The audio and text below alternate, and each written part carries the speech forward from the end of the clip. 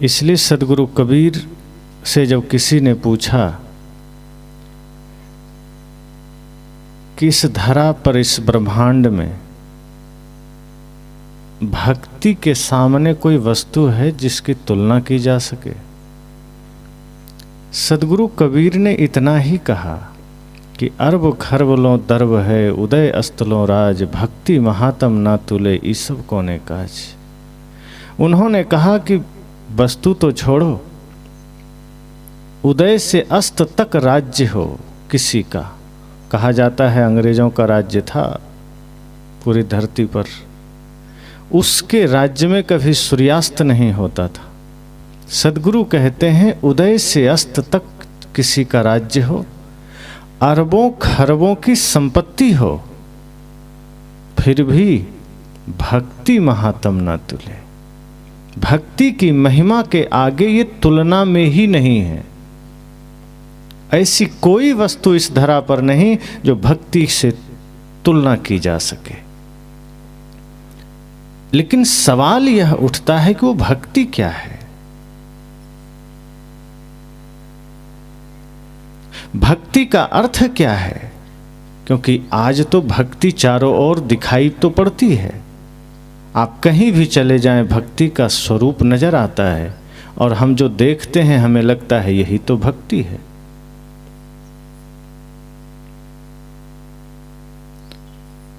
भक्ति का स्वरूप जो दिख रहा है, जो हम देख रहे हैं मंदिरों में, तीर्थों में, गिरजाघर में, गुरुद्वारों में या मस्जिदों में, क्या वही भक्ति का स्वरूप है? सदगुरु कबीर कहते हैं वो भक्ति का स्वरूप नहीं है। जो हम बाहर देखते हैं वो हमारी पूजा का एक आस्था का एक विधान है, एक तरीका है, पर असल भक्ति तो हमारे मन से है, तन से है, वचन से है। भक्ति का एक गहरा अर्थ सेवा से भी है। सदगुरु कहते हैं जिसने जीवन में सेवा धारण कर लिया, समझना वो भक्ति कर लिया।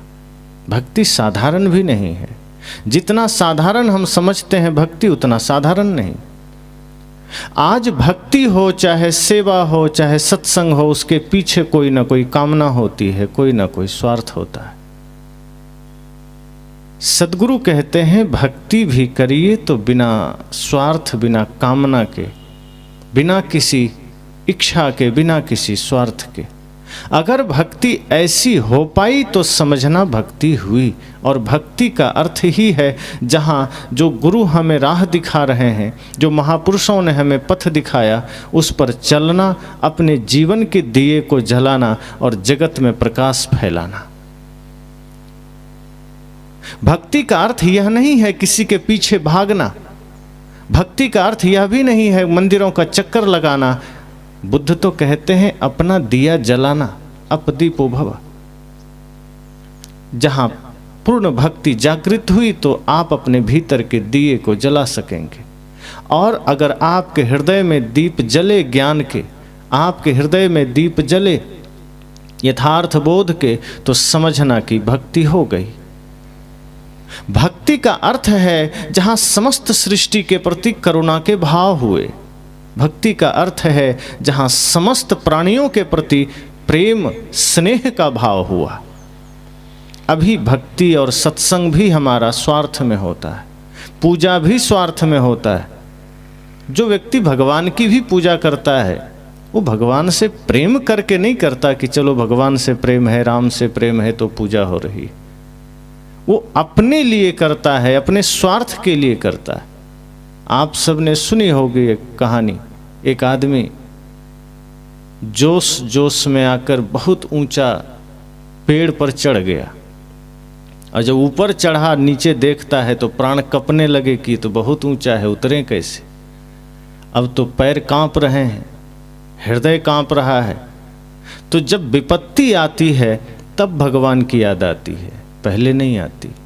जब तक मौज मस्ती है, धन दौलत भरा पूरा है, चारों ओर माया का ही प्रपंच है, व्यक्ति न गुरु को याद करता है, न भगवान को, न मंदिर को। लेकिन कोई विपदा आ गई, कोई संकट आ गया तो आदमी भगवान को याद करता है।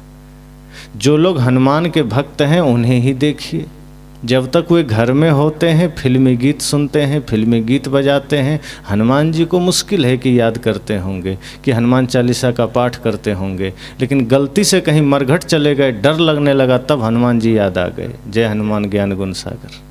अब वहाँ हनुमान जी से प्रेम नहीं है, वहाँ भय पैदा हो गया। उस भय को मिटाने के लिए हनुमान चालीसा का ध्यान आ गया, और भय नहीं था तो फिल्मी गीत याद आ रहे थे, तो फिल्मी गाने गुनगुना रहे थे। तो आदमी भय में भक्ति भी करने लगता है।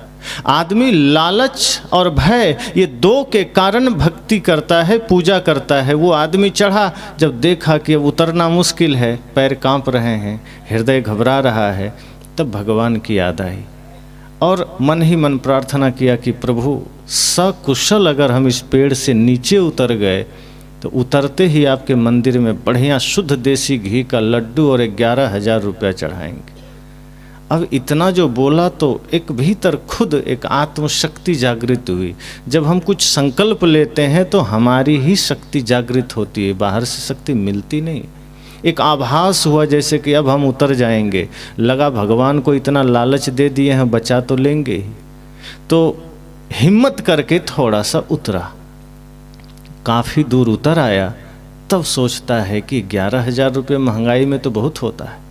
हम घोषणा कर दिए हैं, डर से दे नहीं पाएंगे, ऐसे भी बहुत लोगों का कर्जा है, कितने लोगों से ब्याज ले रखे हैं, थोड़ा कम हो जाए। वैसे भी काफ़ी दूर उतर आए, आधा उतर आया।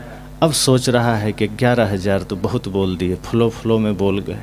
अब भगवान से फिर प्रार्थना करता है, भगवान हम गरीब आदमी हैं, महंगाई का ज़माना है, ऐसा करूँगा 5100 पक्का दे दूँगा, और शुद्ध देसी घी का नहीं लेकिन डालडे का तो दे ही दूँगा।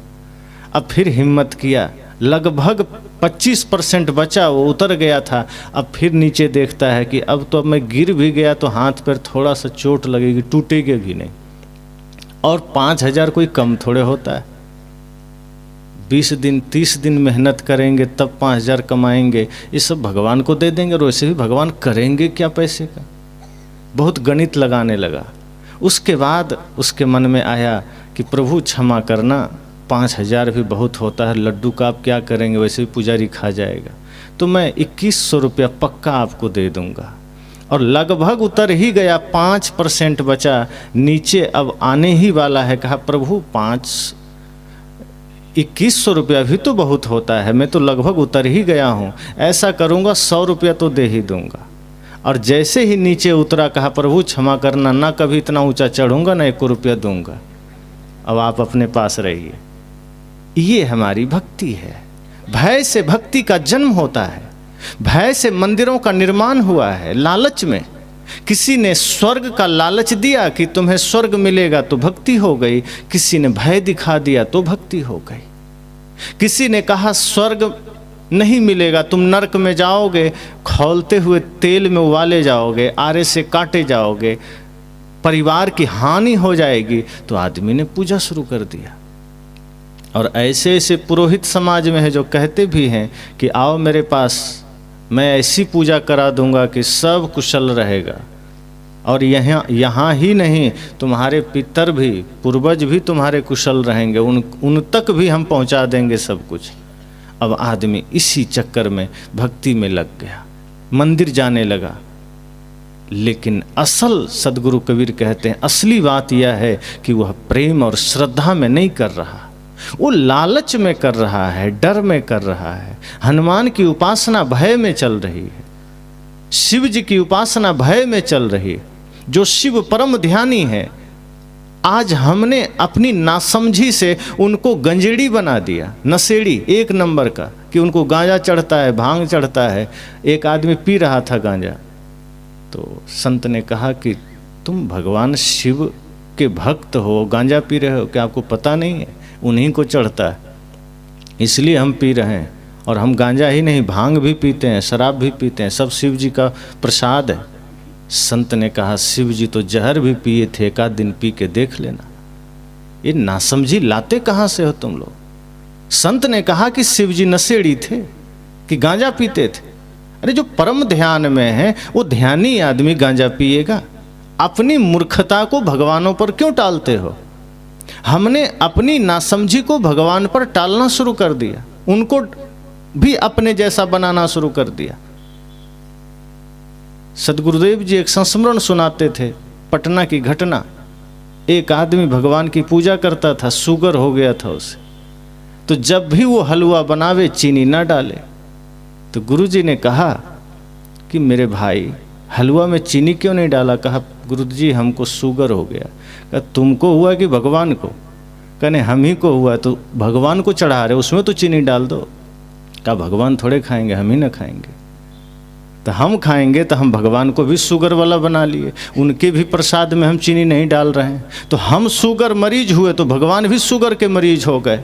हम ब्लड प्रेशर के मरीज हुए तो हमारा भगवान भी ब्लड प्रेशर का मरीज हो गया। बंगाल में जो लोग हैं उनके सारे भगवान मांस खाते हैं, राजस्थान गुजरात के भगवान शाकाहारी होते हैं। हम जैसे होते हैं वैसा भगवान निर्मित कर लेते हैं, वैसा समाज बना लेते हैं। हम उनके लिए भक्ति नहीं करते हैं, राम के लिए नहीं करते, हनुमान के लिए नहीं करते, शिव के लिए नहीं करते। सदगुरु कबीर कहते हैं भक्ति का स्वरूप आज बिगड़ गया। कबीरन भक्ति बिगाड़िया कंकड़ पत्थर धोए, बस इतना ही है, इससे ज़्यादा नहीं है। अंतर में विष राख के अमृत डारिन खोए। सदगुरु कहते हैं कंकड़ पत्थर धोने के चक्कर में और लालच के चक्कर में सबसे बड़ी बात है डर और लालच में भक्ति हो रही है। आज किसी भी भगवान की पूजा आदमी श्रद्धा से नहीं करता। मंदिर जाने के बाद आप देखिए कोई आदमी अगर श्रद्धा से पूजा करे तो इतना ही जाकर कहेगा प्रभु आपसे मुझे कुछ नहीं चाहिए, हम इतना ही मांगने आए हैं कि हमें भौतिक कोई सुविधा आप नहीं चाहिए, बस इतनी कृपा करना ये देश ये दुनिया एक एक इंसान सुखी रहे। ऐसा कोई मांगता है?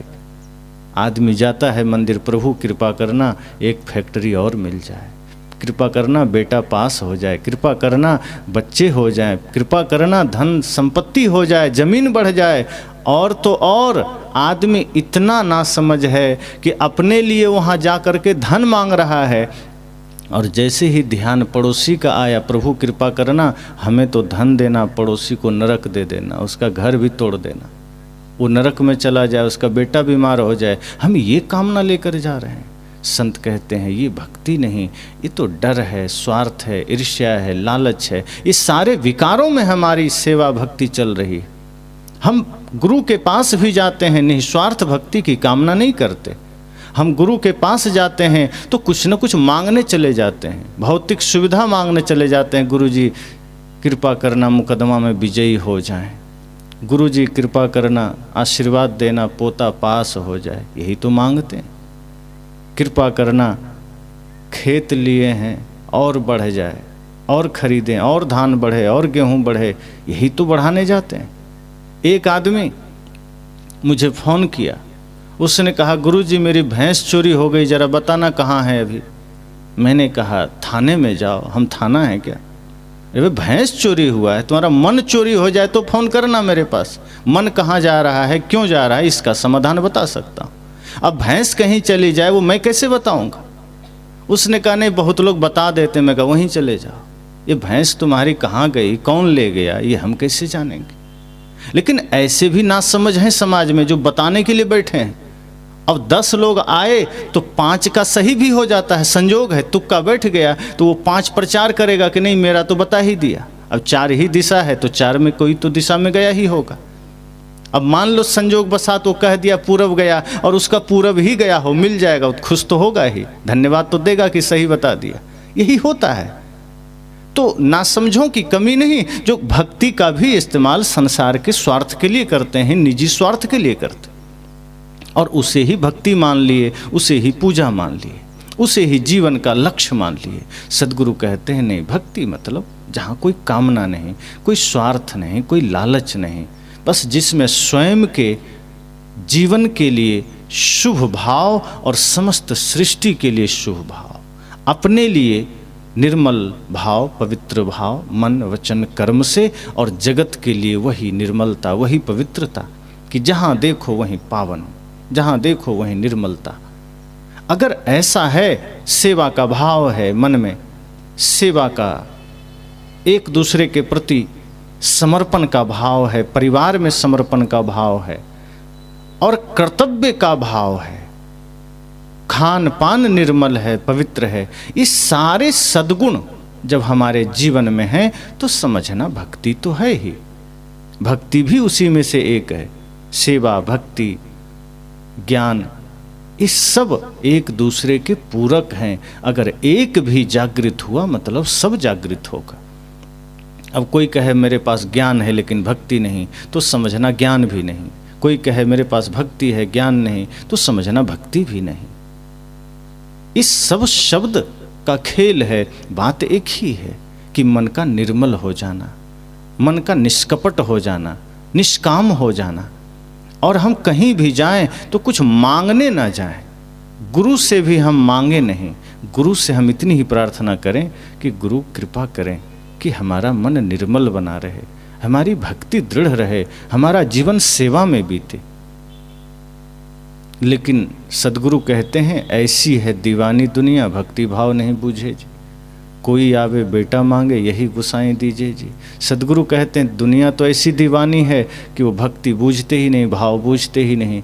कोई बेटा मांग रहे हैं, कोई धन मांग रहे हैं, कोई जमीन मांग रहे हैं, इसी को भक्ति समझ लेते हैं। एक माता जी आई, उसने कहा मेरा पोता मैट्रिक का 10वीं का एग्ज़ाम दे रहा है, कृपा करना पास हो जाए तो हम आपको बुलाकर भंडारा करेंगे। हमने ऐसे ही हंसी में कहा कि मान लो पास नहीं हुआ तो? कहा फिर कहाँ इतना फुर्सत है आपको बुलाएंगे। हमने कहा सौदेबाजी तो हो गई। अब आप का आशीर्वाद लगेगा तो आपको घर बुलाएंगे, नहीं लगेगा तो क्या लेना देना आपसे, क्या लेना देना धर्म से, संत से, सत्संग से। तो ये बिजनेस ही तो हुआ। अगर आपका सत्संग में भी बिजनेस है, भक्ति में भी व्यापार चल गया, तो फिर वो भक्ति नहीं हुई। संसार में तो व्यापार करते ही हैं, ये भक्ति तो निर्मल मन में है। भक्ति तो जहाँ कोई कामना नहीं, कोई स्वार्थ नहीं, कोई इच्छा नहीं। इतनी ही इच्छा हो कि सद्गुरु ऐसी कृपा करें कि पूरा जीवन निर्मलता में बीत जाए, पूरा जीवन पवित्रता में बीत जाए। मन में किसी के लिए कोई कपट नहीं, छल नहीं, ईर्ष्या नहीं। सारे साधना का मूल यही है, मन का निर्मल हो जाना। सारी तपस्याओं का मूल यही है। बड़े बड़े तपस्वियों का नाम सुनते हैं कि सैकड़ों वर्ष तक तपस्या किए। अभी कुंभ मेला का वीडियो देखिए, कई लोग हाथ ऐसे किए हुए, नाखून लटक गया है, और थोड़ा सा किसी बात पर वो इतना तेज गुस्सा में आते हैं। वो कौन सा तपस्या हुई?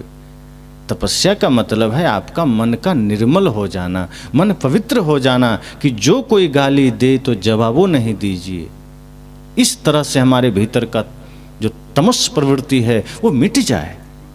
हम कठोर साधना ना करें, कोई बात नहीं, मन की साधना करें। शरीर को ना तपाएं, कोई बात नहीं, मन को तपाएं। हम उल्टा करते हैं। देह सुखाए पिंजर करे, धरे रहने दिन ध्यान, तुलसी मिटी न बासना, बिना विचारे ज्ञान। समस्या मन में है, दुख का कारण, पीड़ा का कारण मन है, शरीर को तपा रहे हैं। एक वीडियो मैंने सुबह देखा, एक बाबा कांटा पर लेटे। वे कांटा पर लेटे हैं मतलब सीधी सी बात है, भाव यही है कि हम दिखाएं दूसरों को, देखो मैं कांटा पर हूँ। अब लोग देख रहे हैं, पैसे फेंक रहे हैं। वो कांटा पर लेटने से क्यों कष्ट देना शरीर को? बढ़िया ध्यान करो, मन निर्मल बनाओ, जगत सेवा करो, जगत कल्याण करो। आपके द्वारा, आपके बातों से, आपके विचारों से अगर कुछ लोगों के जीवन में परिवर्तन आया, समझना यही तपस्या है, यही ध्यान है। अपना मन निर्मल हो जाए और आपकी निर्मलता का प्रभाव दूसरों पर हो जाए, यही असली ध्यान है, यही असली सत्संग है। हम कांटे में लेटें कि हम धूप में बैठें, तो ये तो शरीर को गलाना हुआ। जब सिद्धार्थ गौतम शरीर को कष्ट दे रहे थे, शरीर को गला रहे थे, जो जो उस समय के गुरुओं ने बताया वो करने लगे कि हमें सत्य को पाना है, स्वयं को पाना है। उस चक्कर में वो सब कुछ किए, लेकिन कुछ मिला नहीं। अंत में शरीर लाचार हुआ, रोगी होने लगा और बेहोश होकर गिर पड़े। तब एक कन्या, गांव की साधारण कन्या ने कहा कि आप ये क्या कर रहे हैं, क्या करना चाहते हैं? कहा सत्य को पाना चाहते हैं। कहा शरीर ही ना रहेगा तो सत्य को पाएगा कौन? आपकी समस्या का कारण शरीर नहीं है। शरीर है तभी तो सेवा करेंगे, शरीर है तभी तो साधना करेंगे। तो शरीर को क्यों गला रहे हो, शरीर को क्यों तपा रहे हो? इतना भी कठिन तप ना करिए कि शरीर ही ना रहे, कि शरीर ही लाचार हो जाए। साधना करिए, तप करिए, लेकिन उतना करिए सहज साधना, जिसे सदगुरु कबीर कहते हैं सहज ध्यान रहो, सहज ध्यान रहो।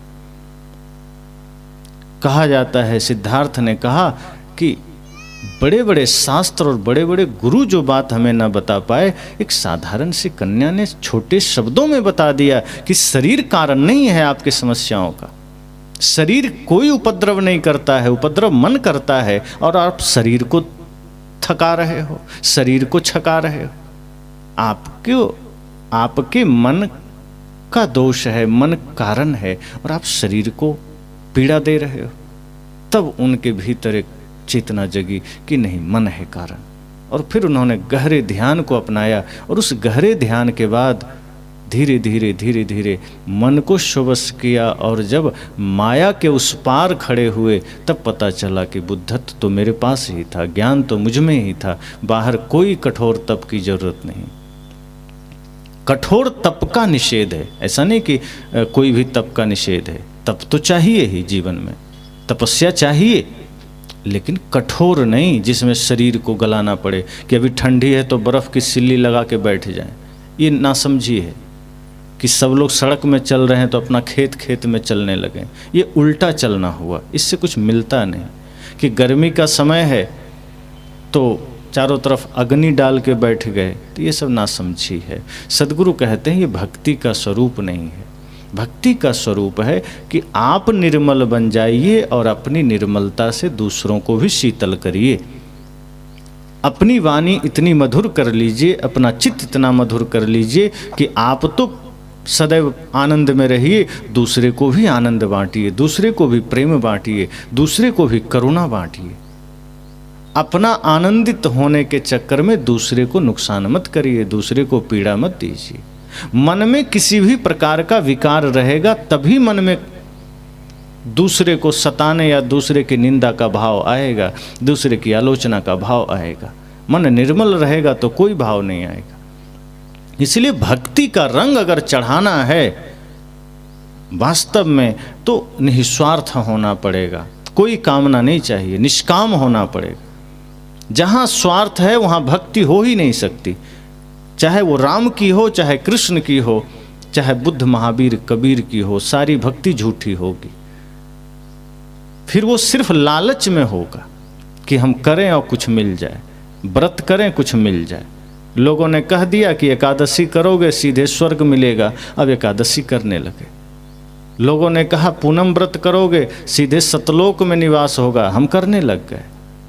इसलिए नहीं करते कि हाँ मन को हम निर्मल रख सकें, जब तक जिए तब तक सतलोक बनाकर जिए, जब तक जीवन हो घर को ही स्वर्ग बनाकर जिए। ये भाव नहीं है मरने के बाद स्वर्ग जाएंगे, इसके लिए अभी कुछ तप कर लेना है, ध्यान कर लेना है। सदगुरु कहते हैं आपका वर्तमान में घर नरक बना हुआ है, आपका वर्तमान में जीवन कवाड़ बना हुआ है, और आप बाहर कहीं स्वर्ग जाने के लिए अभी से तैयारी कर रहे हो।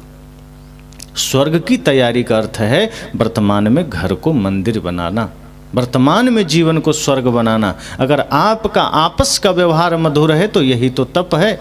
अगर आपका माता पिता गुरु में निष्ठा है, आपकी श्रद्धा है, यही तो भक्ति है। और यही हम नहीं कर पाते। हम एकादशी व्रत तो करेंगे कि चलो आगे चल के हम स्वर्ग जाएंगे, पर कोई मतलब नहीं।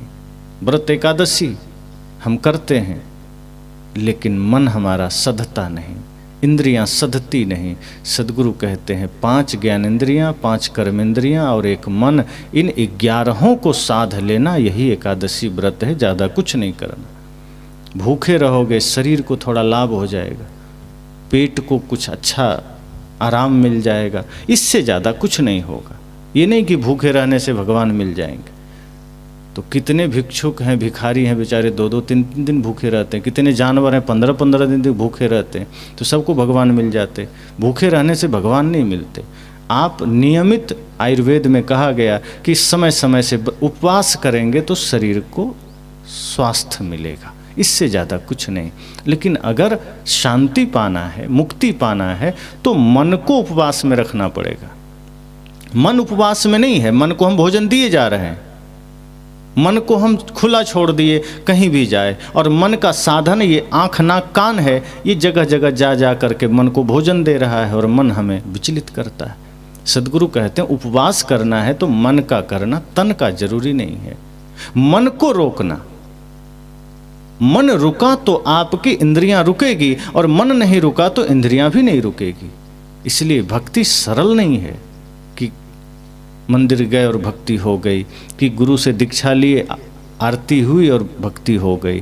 भक्ति मतलब जहाँ स्वयं के कल्याण का भाव हो, जगत सेवा का भाव हो, जहाँ अपने लिए भी सदैव पवित्रता का भाव हो, अपना मन वचन कर्म निर्मल हो, और जगत के प्रति भी वही भाव कि हमारा एक एक कर्म, एक एक विचार जगत कल्याण के लिए होगा, अंतिम सांस भी जगत के कल्याण के लिए होगा। अपने निज हित में मैं नहीं जी सकता। जिस दिन इतना भाव आ जाएगा, आप पाएंगे कि नहीं, जगत कल्याण में ही अपना कल्याण है, जगत के हित में ही अपना हित है। और ये पूरी प्रकृति हमें ये संकेत दे रही है, सब देना सिखा रही है। तो भक्ति का वही तो स्वरूप है, जहाँ कोई कामना नहीं, कोई स्वार्थ नहीं, कोई लालच नहीं। इसलिए जब राम जी माता शबरी से मिले तो माता शबरी ने कुछ नहीं मांगा, न धन, न वैभव, न घर, न झोपड़ी ठीक करने को कहा, न वस्त्र मांगे। इतना ही कहा कि आप सिर्फ मुझे भक्ति का ही ज्ञान दीजिए। और राम जी ने कहा कि वो भक्ति का ज्ञान पहला यही है कि संतों का संग करना, क्योंकि संतों का संग करोगे तो जीवन को जानोगे, स्वयं को जानोगे, शरीर संसार को जानोगे। इसलिए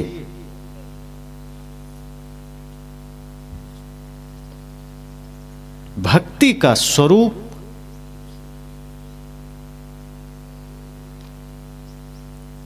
मैंने कहा कि भक्ति का स्वरूप यह नहीं है कि हम बस रेगुलर कंटिन्यू निरंतर कहीं मंदिर गए, किसी गुरु के पास गए और हम भक्ति कर लिए, कि हाथ में पूजा की थाल लिए कहीं मंदिर गए और भक्ति हो गई। भक्ति का ये स्वरूप नहीं। फिर तो बस एक नियम है कि जीवन में हम चले गए और जितनी देर भक्ति की उतना देर भक्ति हो गई, चाहे राम की हो, हनुमान की हो, किसी की भी हो।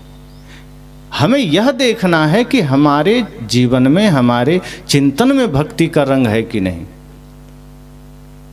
आपने भजन सुना है, रंग दे प्रभु ज्ञान के रंग में काया।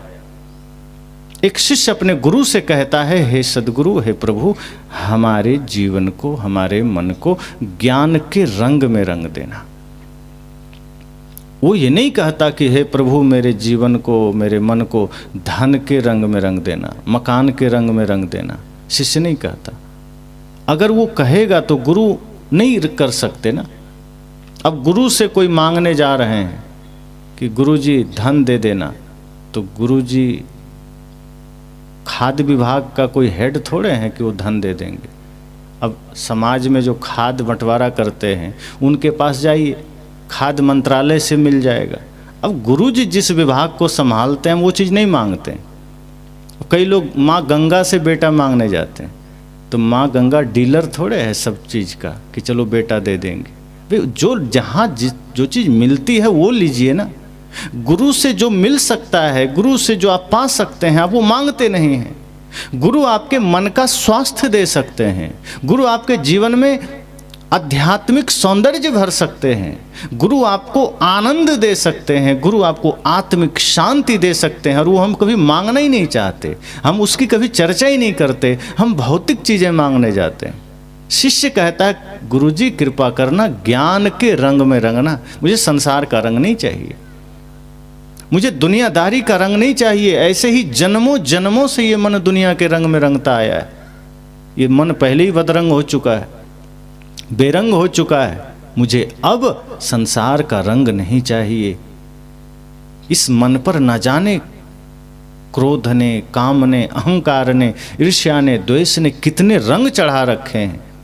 हे सद्गुरु, ये जीवन अब जागृत की अवस्था में है, इसलिए इतनी ही कामना है कि हे सद्गुरु, हे प्रभु, इस मन को, जीवन को ज्ञान के रंग में रंगना। और आगे शिष्य क्या कहता है, रंग न ले इस पापी मन को अपने रंग में माया। हे सद्गुरु देरी न करना, अगर आपने देरी कर दिया तो माया चारों ओर से खड़ी हुई है, अपना पूरा सामर्थ्य लेकर, पूरी सेना के साथ, पूरे लाव लश्कर के साथ।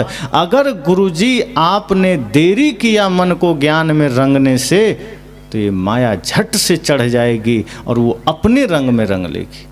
और एक बार मन माया के रंग में रंग गया तो इसी मन पर क्रोध, इसी मन पर फिर काम, इसी मन पर लालच, इसी मन पर हिंसा सब उतर आएगा। फिर हम बचेंगे नहीं, फिर हमारा जीवन नरक बन जाएगा। इसलिए हे सद्गुरु कृपा करना, इससे पहले कि माया हमारे मन को रंगे, आप अपने ज्ञान में रंग दीजिए, आप अपने ध्यान में रंग दीजिए, आप अपने शब्दों से इस मन को पवित्र कर दीजिए, सत्य के रंग में रंग दीजिए, प्रेम के रंग में रंग दीजिए। अभी हमारे जीवन में कितने बाहरी रंग चढ़े हुए, भक्ति, सत्संग, उपासना, पूजा ये सब तो है, लेकिन इसका रंग हम पर चढ़ा नहीं है। सोचिए, अगर भक्ति का रंग चढ़ा होता तो क्या कभी किसी पर क्रोध आता, कभी मन में लालच पैदा होता, कभी भी किसी के लिए कटु वचन निकलते, भाई से विवाद होते, परिवार में विवाद होते, ईर्ष्या होती किसी को देखकर, किसी की सफलता को देखा और मन में जलन के भाव पैदा हुए। इसका मतलब मन अभी प्रेम के रंग में, भक्ति के रंग में नहीं रंगा है। शिष्य कहता है, गुरुजी मन को भक्ति के रंग में रंगना। ये माया अगर अपने रंग में रंग लिया तो हम कितनी भी चेष्टा करेंगे, कितना भी पूजा करेंगे, कितना भी सत्संग करेंगे, घर तो नरक ही रहेगा, घर तो कबाड़ खाना ही रहेगा। हमें घर को मंदिर बनाना है, घर को स्वर्ग बनाना है, हमें अपने जीवन को मंदिर बनाना है।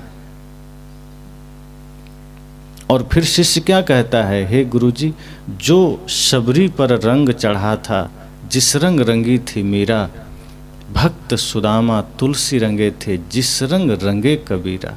सभी महान आत्माओं का नाम लेकर शिष्य कहता है कि जो भक्ति का रंग माता शबरी पर चढ़ा था, जो प्रेम का रंग मीराबाई पर चढ़ा था, जो भक्ति और पवित्रता का रंग सुदामा जी पर था, जो ज्ञान, भक्ति, वैराग्य का रंग सद्गुरु कबीर पर था, हे सद्गुरु वही रंग हम पर चढ़ाना, वही रंग, दूसरा नहीं। मुझे संसार का रंग नहीं चाहिए, मुझे दुनियादारी का रंग नहीं चाहिए। वो देख लिया,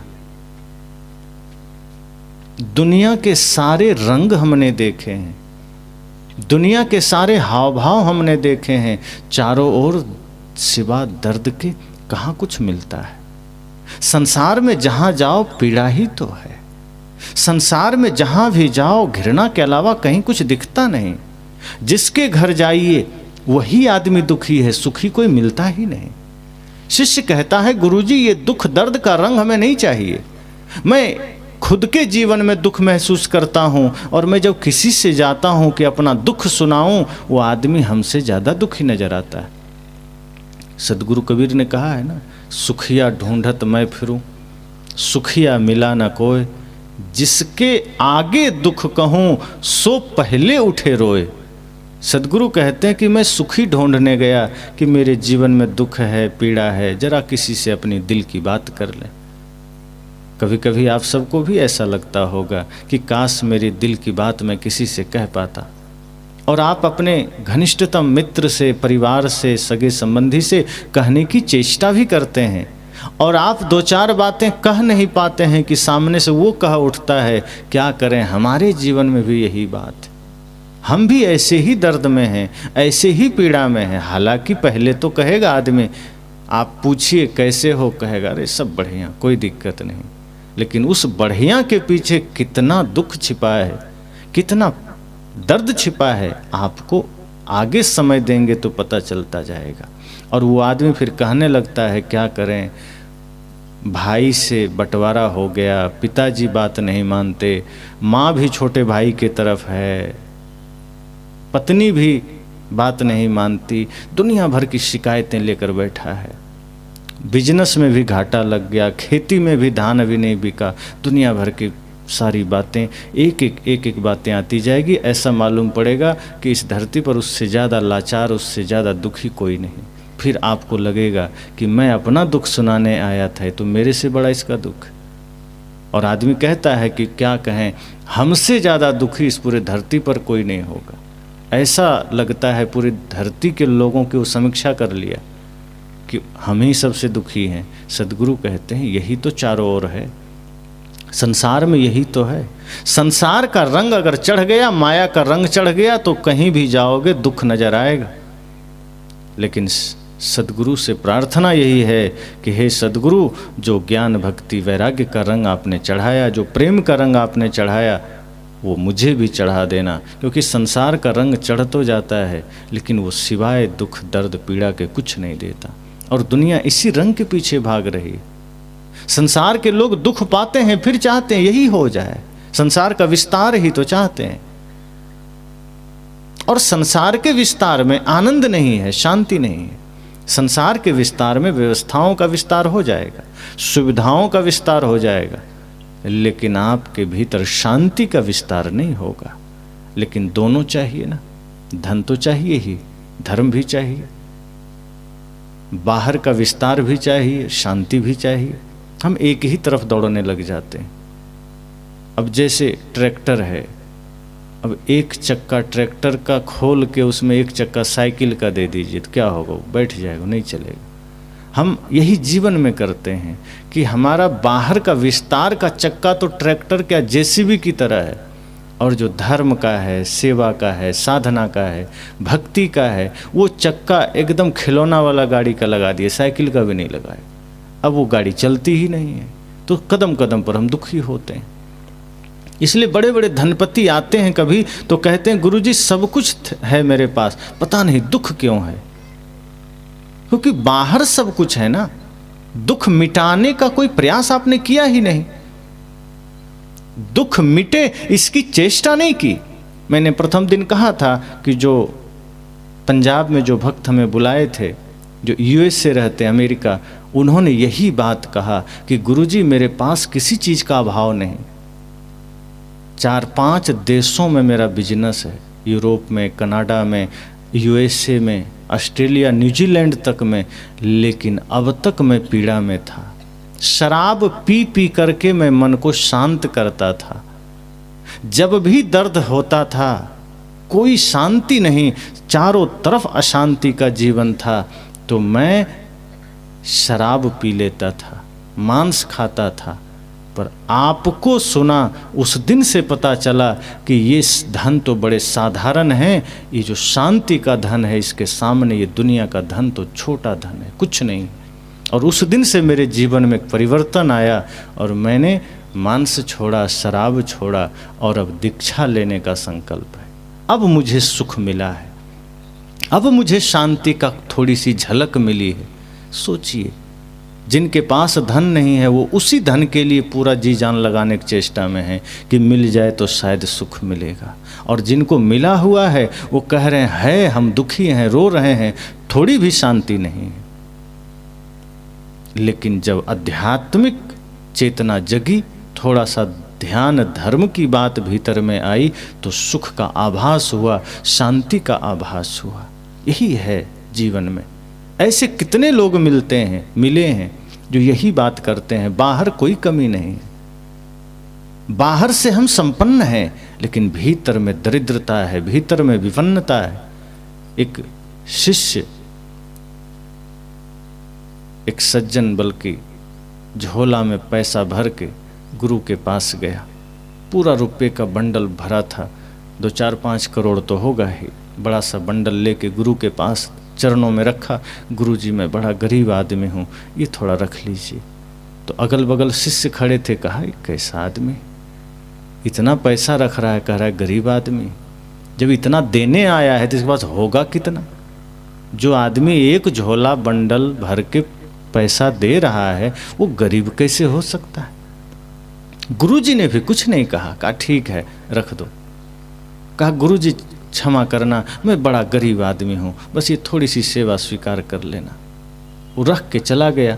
तो जो गुरुजी के अगल बगल शिष्य खड़े थे, कहा गुरुजी लगता है ये आदमी पागल है। कहा नहीं तुम पागल हो, वो नहीं पागल है। कहा कैसे? कहा ये धनी आदमी है और कह रहा है मैं गरीब आदमी हूं। कहा हाँ वो सही कहा, तुम जो देख रहे हो वो उससे आगे निकल गया है।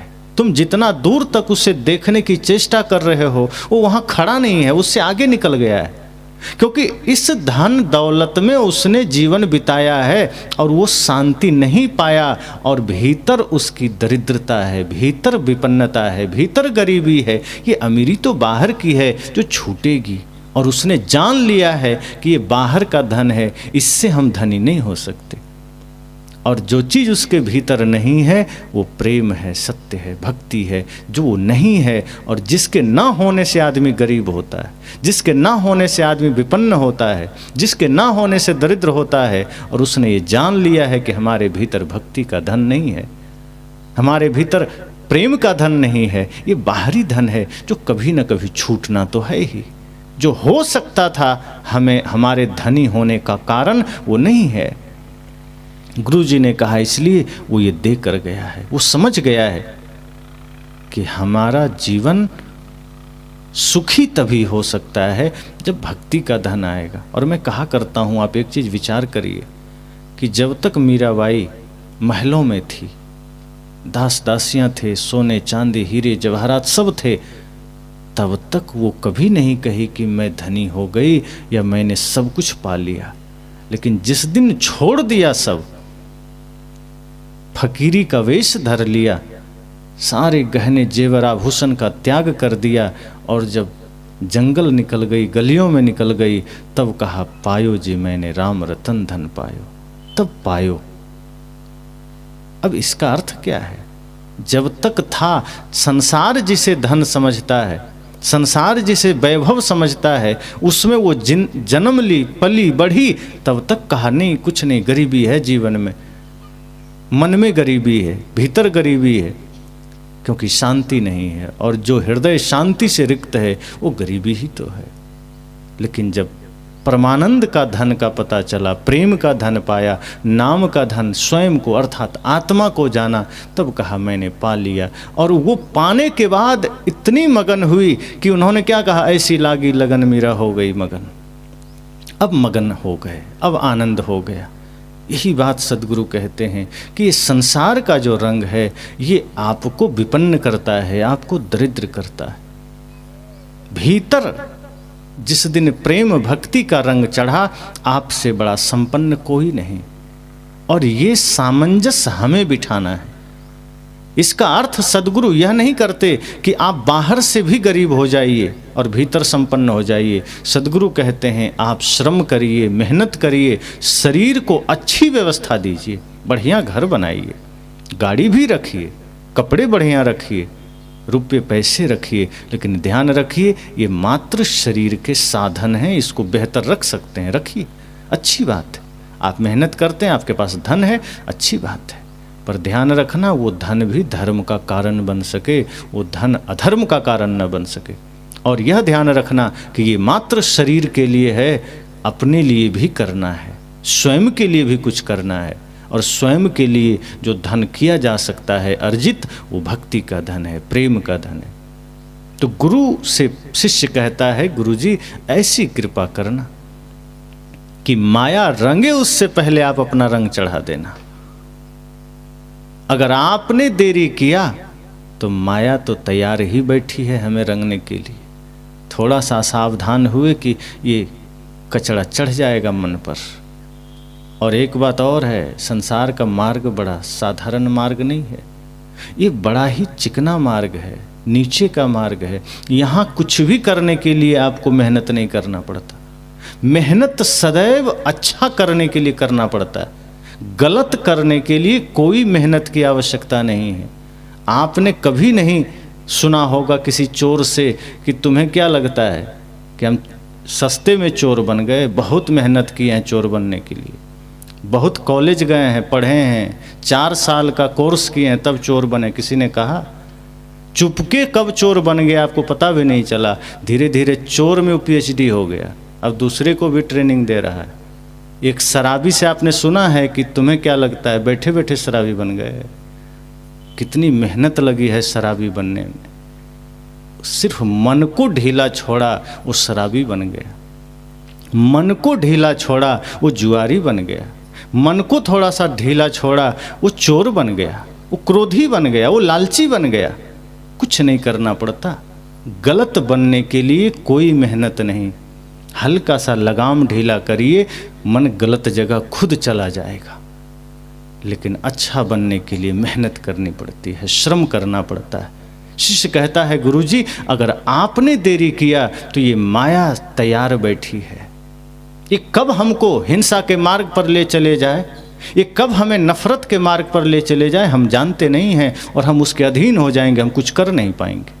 इसलिए हे गुरुजी कृपा करना, इस मन पर संसार का रंग, माया का रंग चढ़े उससे पहले आप अपना ज्ञान का रंग चढ़ा देना, आप अपना प्रेम का रंग चढ़ा देना। और जब गुरु हमारे मन पर प्रेम का, ज्ञान का, भक्ति का रंग चढ़ा दे तो ये मन फिर हिंसा में नहीं जाता, ये मन फिर विवादों में नहीं जाता।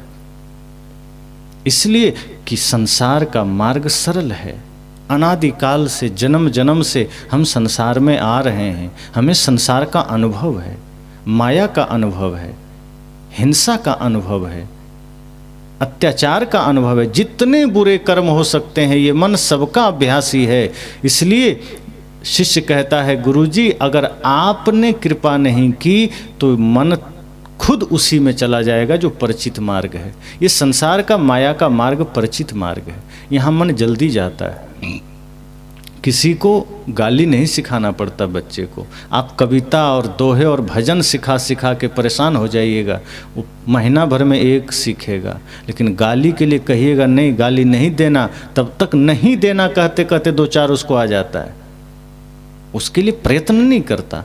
गलत करने के लिए कभी प्रयत्न नहीं करना पड़ता, गलत मार्ग पर चलने के लिए कभी मेहनत नहीं करनी पड़ती। मेहनत सदैव करनी पड़ती है श्रेष्ठ मार्ग के लिए, मेहनत सदैव, तपस्या सदैव करनी पड़ती है प्रेम के मार्ग के लिए, सत्संग के मार्ग के लिए, सेवा के मार्ग के लिए। जैसे आप जल गिराते हैं जमीन पर, जहाँ गड्ढा है खुद चला जाता है, कोई मेहनत नहीं। लेकिन उसी जल को अगर ऊंचा में ले जाना है तो नहीं जाएगा, मशीन लगाना ही पड़ेगा। ऐसे ही मन को आप ढीला छोड़ेंगे तो जहाँ जहाँ बुराई होगी वो खुद चला जाएगा, आपको कुछ नहीं करना। आप बल्कि दौड़ेंगे कि नहीं मत जाओ, तब तक वो चला जाएगा। लेकिन उसी मन को योग में ले जाना है, ध्यान में, प्रेम में, सत्य में, सत्संग में, तो आपको गुरु ज्ञान का, गुरु भक्ति का मंत्र लगाना पड़ेगा, यंत्र लगाना पड़ेगा कि जब तक गुरु का सानिध्य ना मिलेगा, गुरु का आशीर्वाद ना मिलेगा, गुरु के प्रति हमारी सच्ची निष्ठा ना होगी। और गुरु भी ऐसे जो यथार्थ गुरु हैं, सच्चे गुरु हैं, जो आपको जैसा को तैसा कहने वाले हैं, यथार्थ ज्ञान देने वाले हैं।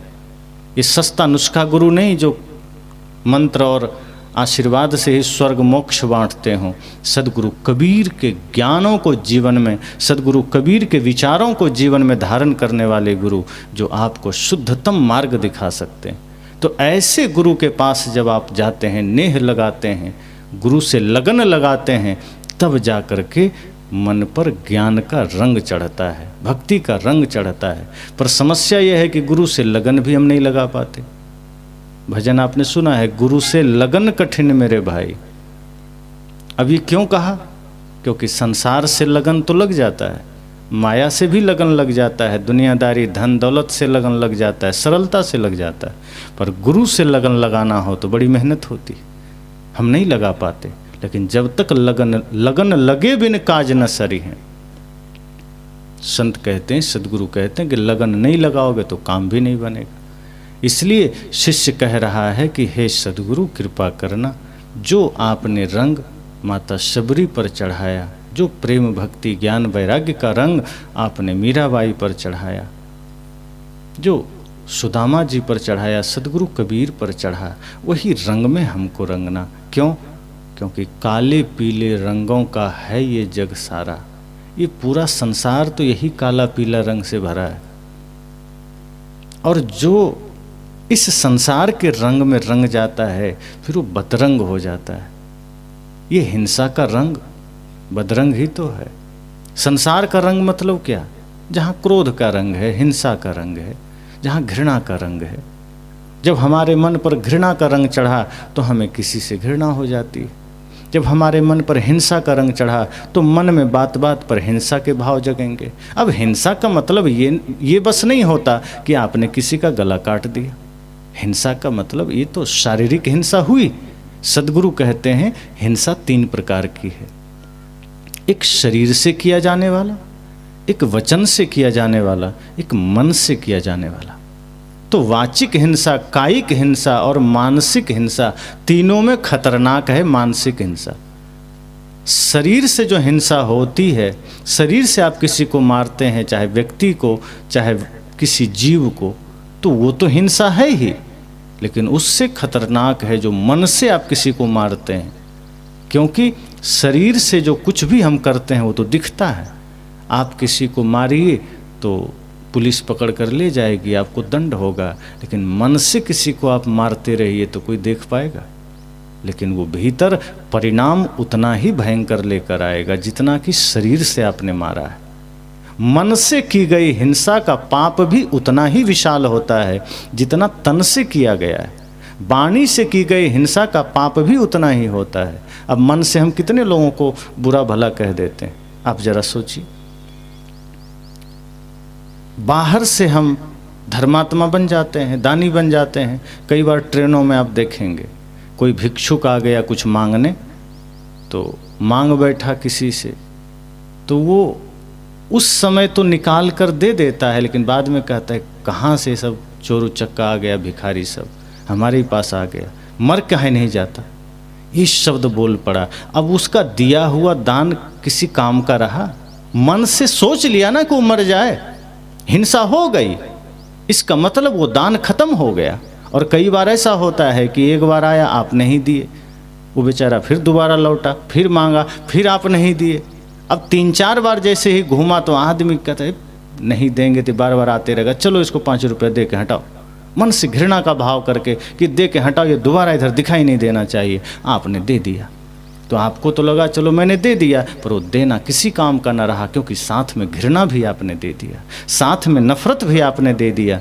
इस तरह से जब हम करते हैं तो ये दान भी हिंसा का रूप हो जाता है, पाप का रूप हो जाता है। देने का मतलब है मन से भी दे देना। इतनी पवित्रता हमारे मन में हो, इतनी सरलता, इतनी विनम्रता, इतना पावन हमारा मन हो कि हम मन से भी किसी को शुभ दे सकें, पवित्र भाव दे सकें। तन से सामर्थ्य ना हो कोई बात नहीं, धन का सामर्थ्य ना हो कोई बात नहीं, लेकिन अगर मन से गरीब हैं तो समझना आप इंसान नहीं हैं।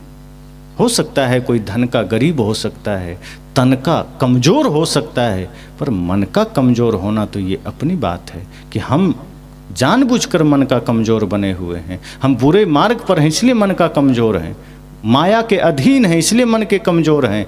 अगर हम गुरु की भक्ति करें, ज्ञान धारण करें, तो मन हमारा इतना मजबूत हो सकता है, आत्मबल इतना बढ़ सकता है कि हम मन से समस्त जगत के लिए शुभ भाव कर सकते हैं, कि मन से हम समस्त सृष्टि के लिए पवित्र भाव कर सकते हैं।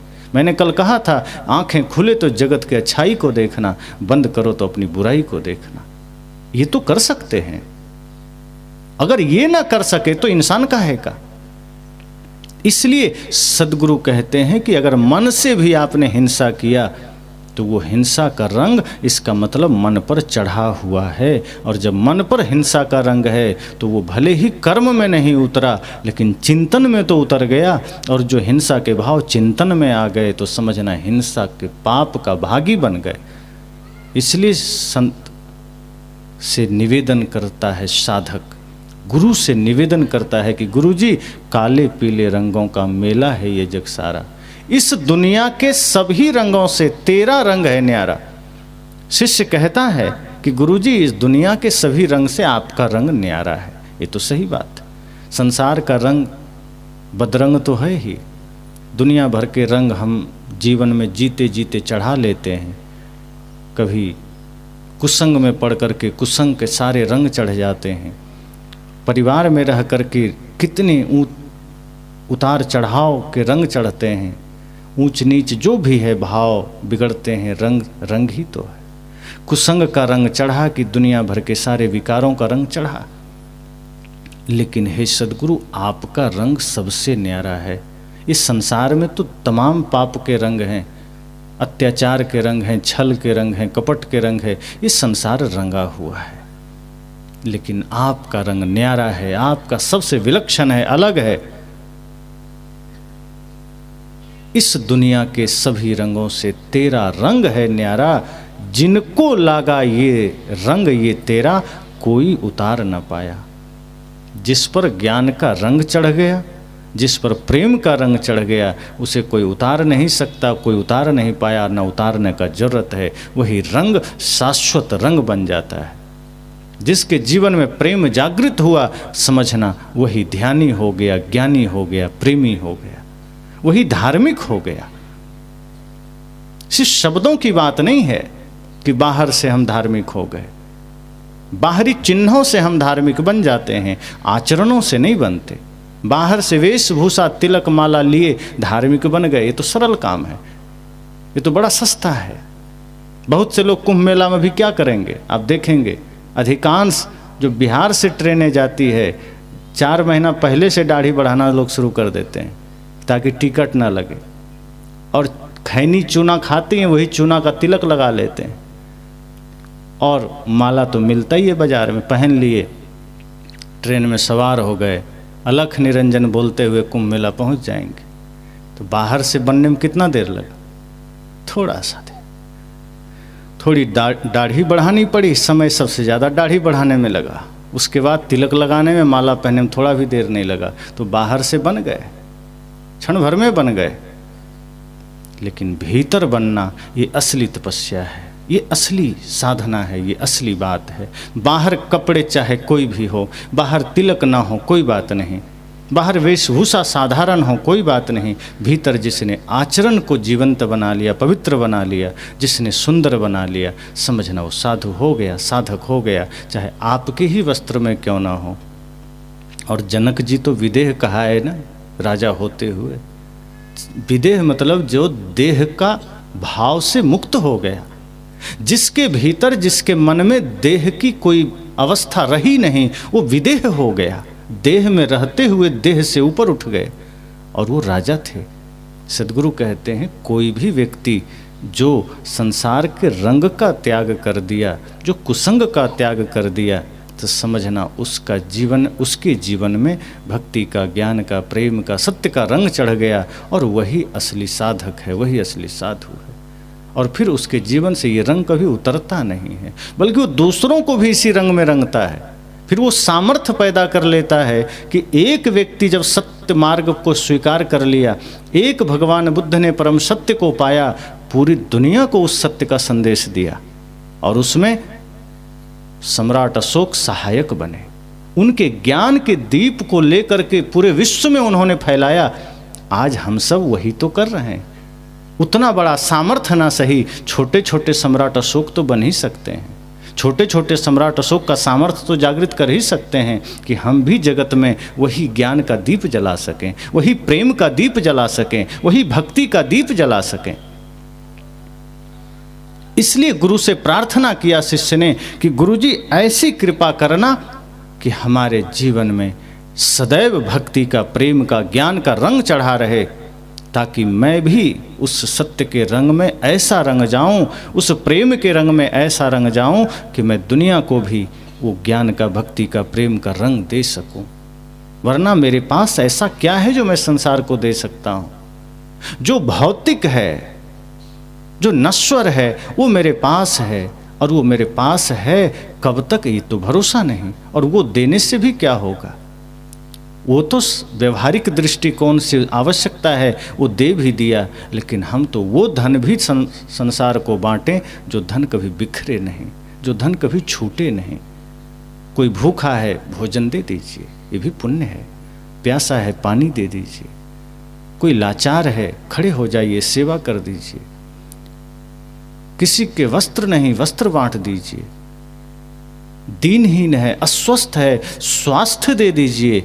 लेकिन इससे भी ऊपर है कि इतना करते हुए अगर आपने मन को भी जागृत कर लिया, पवित्र कर लिया, अपने भीतर ज्ञान, भक्ति, वैराग्य के दिए जला लिए, तब आप उस व्यक्ति को संसार के साथ साथ सत्य का भी मार्ग दिखा सकते हैं।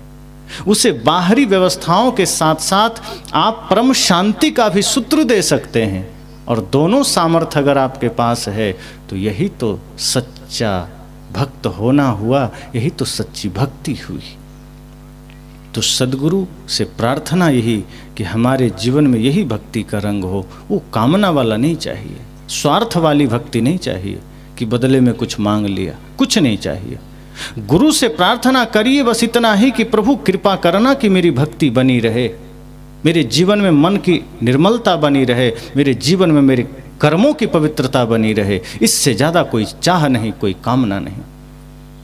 ये जीवन सदा जगत के काम आए, सोते जागते उठते बैठते सोचते ये रोम रोम जगत के काम आ जाए। एक एक व्यक्ति की पीड़ा हमारी पीड़ा बन सके, एक एक व्यक्ति का दुख हमारा दुख बन सके। मैं संसार के सुख के लिए प्रयासरत रहूं, संसार को समृद्ध करने के लिए प्रयासरत रहूं, और जिस देश में हमने जन्म लिया है इस देश की एकता, अखंडता और राष्ट्रीयता के लिए खड़ा रहूं। ये प्राण भी छूटे तो इस भाव के साथ कि ये पूरा जीवन, पूरी श्वासें इस राष्ट्र को समर्पित हो। दूसरा कोई ख्वाब नहीं, दूसरा कोई कामना नहीं। जब यह भाव जगेगा तो समझना कि भक्ति जगी। भक्ति कभी स्वार्थ को लेकर नहीं आती कि बस अपना देख लिया, अपना काम बनता। लोग कहते हैं ना, भाड़ में जाए जनता। ये नहीं होना चाहिए। अपना काम क्या है? जो जगत का काम है वही अपना काम है।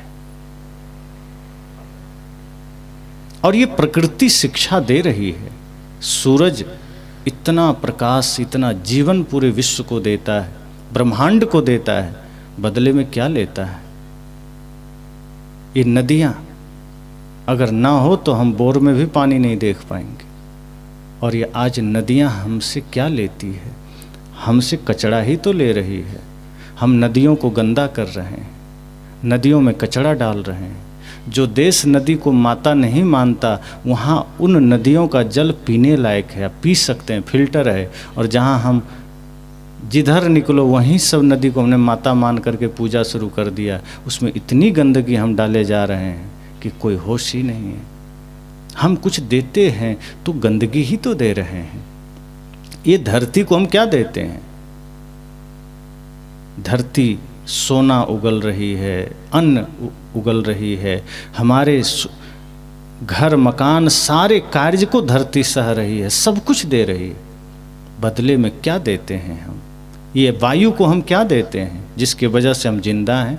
कुछ नहीं। ये पूरा प्रकृति जगत हमें दे रहा है, देने की सीख दे रहा है कि अगर सच में जीवन को अमृत बनाना है तो देना सीखिए। चाहे वो बाहर से देना हो, भीतर से देना हो, दीजिए। जब देंगे तो समझना आपका उसी में हो गया। जब आप पूरे विश्व के स्वास्थ्य की कामना करेंगे, जब आप समस्त सृष्टि की समृद्धि की कामना करेंगे तो समझना आप उसी में हैं, अलग नहीं हैं, आपको भी मिलेगा।